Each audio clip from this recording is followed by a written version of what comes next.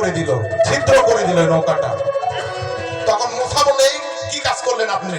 একজন গরিব মানুষ এই মাঝি, এই নৌকা একমাত্র তার চলার জীবিকার বাহন, পারাপার করে মানুষকে একমাত্র উপার্জনের পথটাই আপনি বন্ধ করে দিলেন।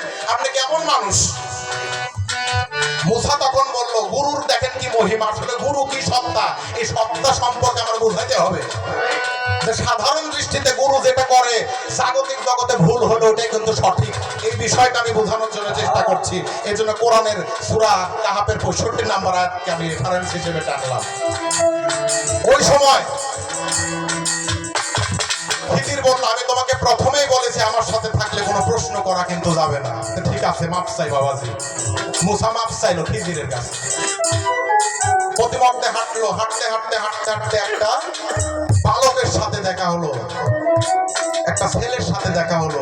ওই সময়ে ছেলের নাম ঠিকানা জিজ্ঞাসা করার পরে খিজির আলাইহিস সালাম ওই জায়গাতে ওই ছেলেকে হত্যা করলেন। ওই সময় মুসলমান মুসা তাৎক্ষণিক প্রতিক্রিয়া জানালো, একটা নিষ্পাপ বালককে আপনি কেন হত্যা করলেন? এটা তো আপনার উচিত হলো না, কেন করলেন? তো খিজির বলল, আমি তো প্রথমে বলেছি মুসা যে তুমি আমার সাথে সঙ্গ দিতে পারবে না। তখন আবার বলছে, আমার ভুল হয়ে গেছে, এবারের মতো মাফ করে দেবে। দেখেন কি বিষয়। হাঁটতে হাঁটতে হাঁটতে হাঁটতে একটা গ্রামের মধ্যে যে যখন উপনীত হলো মুসা এবং খিজির, ওই সময় খিজির আলাইহিস সালাম ওই গ্রামের কিছু মানুষকে বলল, আমরা ক্ষুধার্ত, আমাদেরকে কিছু খাবার দাবার দেন। কোন মানুষ খাবার দাবার দিতে রাজি হলো না ওই গ্রামে। ওই গ্রামের পাশে ছিল একটা পতনমুখ একটা প্রাচীর, অর্থাৎ দেয়াল যেটাকে আমরা বলি। দেয়ালটা একটু কাত হয়েছিল, একটু হেলেছিল, অর্থাৎ ওই দেয়ালটা পড়ে যেত কিছুদিনের মধ্যে হয়তো বা।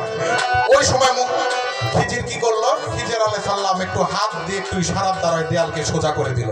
তখন মুসা বলল, তারা আপনাকে খাবার দিতে অস্বীকৃতি জানাতেই পারে, আপনাকে খাবার নাই দিতে পারে, কিন্তু আপনি এই কাজটা করলেন কেন? তখন খিজির সাথে সাথে বলল, এখন থেকে তোমার সাথে আমার সম্পর্ক ছিন্ন। মুসাকে বলল, তবে ছিন্ন করলাম, তবে এই কথাটার মুসা জিজ্ঞাসা করলো, আমাকে ছিন্ন করেন কিন্তু আপনি এই কাজটা করলেন কেন, এটা বলেন। মুসাকে বলল, শোনো, আমি এই কাজটা বুঝে শুনে করেছি, আমার আল্লাহর পক্ষ থেকে আমাকে সেই বিষয়টা জানিয়ে দেওয়া হয়েছে। কি? আমি দেখলাম এই মাঝির নৌকাতে যে আমি পারাপার হলাম, এই দেখলাম এই মাঝি যে অঞ্চলে বসবাস করে, এই অঞ্চলে একটা রাজা আছে, জালিম রাজা, জালিম বাদশাহ। সেই নৌকাটা তার কাছ থেকে, মাঝির কাছ থেকে ছিনিয়ে নিত, যে কারণে আমি তার আগ দিয়ে নৌকাটাকে ছিদ্র করেছি। পরবর্তীতে যেন ছিদ্রটা সারা এসে আবার নৌকাকে পুনরায় ব্যবহারযোগ্য করতে পারে, তাই আমি সেই জায়গাতে নৌকাকে ছিদ্র করে সেই জায়গাটা ডুবিয়ে দিয়েছি। তোমার প্রথম প্রশ্নের উত্তর। খিজির মুসাকে বলল, কথা শুনতে কি খারাপ লাগে? খারাপ লাগলে বলবো না কিন্তু। দ্বিতীয় নাম্বার প্রশ্নের উত্তরটা কি? এই ছেলেকে কেন হত্যা করলেন? তখন বলল, শোনো, এই ছেলে সাধারণ না, এই ছেলে আমি দেখলাম যে ছেলে যদি বড় হয়, পরবর্তীতে এই ছেলের দ্বারাই তার বাবা মা খুন হওয়ার সম্ভাবনা আছে, অর্থাৎ খুন হবে, তার বাবা মাকে ছেলেকে হত্যা করবে। ওই জন্য আমি ছেলেকে হত্যা করেছি, কিন্তু আমার আল্লাহ পাক পরবর্তীকার পরবর্তীতে ওই বাবা মার থেকে পবিত্র মহামুক্ত একটা সন্তান দান করবে, যা কল্যাণকর হবে, যে কারণে আমি এই ছেলেটিকে হত্যা করেছি। তোমার দ্বিতীয় প্রশ্নের উত্তর চলে গেল। তৃতীয় প্রশ্নের উত্তর,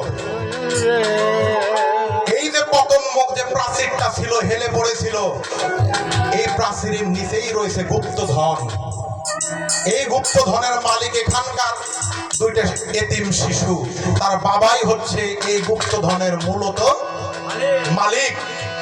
কিন্তু এই গুপ্তধন সেখানে রেখেছে, তার শিশুরা তো মারা গেছে ওই মালিকটা, কিন্তু তার ছেলেরা এখনো নাবালক। এখন যদি এই অবস্থায় যদি প্রাচীরটি পড়ে যায়, গ্রামের সাধারণ মানুষ ওই গুপ্তধনটা তুলে নেবে, তাহলে মূল যে ওয়ারিশ এই ছেলেদের কাছ থেকে সম্পদটা বঞ্চিত হয়ে যাচ্ছে।